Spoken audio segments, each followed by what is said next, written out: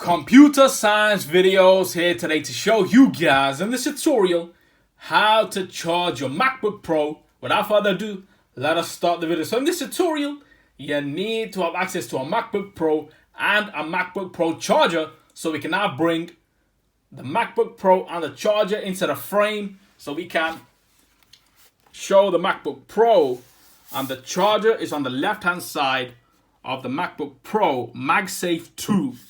So that's on the table, and then bring the charger into the frame to charge your MacBook Pro. Uncoil the wire and then connect the charger to the MacBook Pro.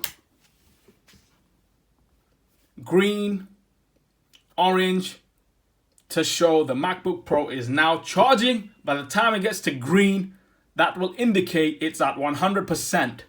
There was a time before 2012 that Apple had the battery indicator located on the left hand side of the machine. However, they chose to remove that as they wanted to make a thinner and portable machine to its predecessors.